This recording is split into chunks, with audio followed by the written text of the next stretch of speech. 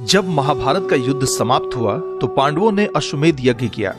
एक दिन वह घोड़ा राजा मोरध्वज के राज्य से गुजरा, जिसे उसके छोटे से पुत्र धीरध्वज ने रोक दिया। अर्जुन को जब यह बात पता चली तो वह अत्यंत क्रोधित हुआ और युद्ध करने निकल पड़ा। श्री कृष्ण ने मोरध्वज के दानशीलता और महानता का परिचय देते हुए अर्जुन को युद्ध करने से मना किया और यह भी बताया कि वह नारायण के कितने बड़े भक्त हैं, लेकिन अर्जुन नहीं माना। राजा मोरध्वज का पुत्र धीरध्वज बालक था, लेकिन वह योद्धा के सभी गुणों से परिपूर्ण था और उसने अर्जुन को युद्ध में परास्त भी कर दिया। अर्जुन मूर्छित हो गया और वह बालक घोड़ा लेकर अपने पिता के साथ चला गया। अर्जुन को जब होश आया तो उसने सामने श्री कृष्ण को पाया। उसे लगा कि यह अवश्य श्री कृष्ण की लीला होगी, अन्यथा एक छोटा बालक उसे कैसे हरा सकता है। श्री कृष्ण ने कहा कि मोरध्वज और उसके पुत्र से अर्जुन को युद्ध नहीं करना चाहिए था।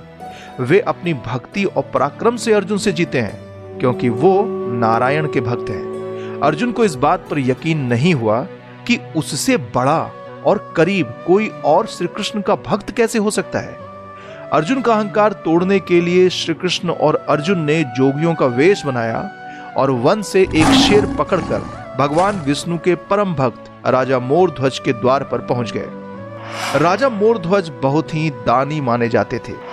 उसने दोनों साधुओं की आवाभगत की, लेकिन भगवान कृष्ण ने मोरध्वज से कहा कि हम तो ब्राह्मण हैं, कुछ भी खा लेंगे, लेकिन यह शेर नरभक्षी है। आपको इसका पेट भरने के लिए अपने पुत्र को आरी से चीरकर इसे खिलाना होगा, और ऐसा करते वक्त आपके और रानी के आंखों से एक भी आंसू नहीं निकलने चाहिए। तुम अगर अपने इकलौते बेटे को अपने हाथों से मारकर इसे खिला सको तो ही हम तुम्हारा आतिथ्य स्वीकार करेंगे। भगवान की शर्त सुनकर मोरध्वज के साथ साथ अर्जुन भी सकपका गया, लेकिन राजा अपने आतिथ्य धर्म से पीछे नहीं हटा।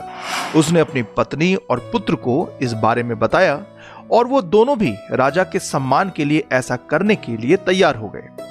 राजा रानी ने अपने हाथों में आरी लेकर पुत्र के 2 टुकड़े किए और सिंह को परोस दिया। शेर ने धीरध्वज का आधा शरीर ही खाया और जब रानी ने पुत्र का आधा शरीर देखा तो वो आंसू रोक ना पाई। जब श्री कृष्ण ने आंसू का कारण पूछा तो रानी ने कहा, पुत्र का आधा शरीर भोजन के रूप में प्रयोग नहीं हुआ, बल्कि शेष रह गया।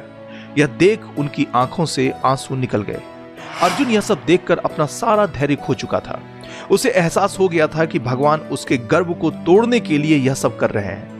वह भी श्री कृष्ण के आगे राजा की भक्ति देख नतमस्तक हो गया और श्री कृष्ण को दया करने कहने लगा।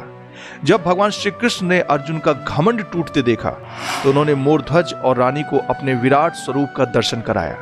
जब भगवान ने वरदान मांगने को कहा तो राजा रानी ने मांगा कि प्रभु, आप कभी भी अपने भक्त की ऐसी कठोर परीक्षा ना लें जैसी आपने हमारे ली है। भगवान ने उनकी प्रार्थना सुन ली।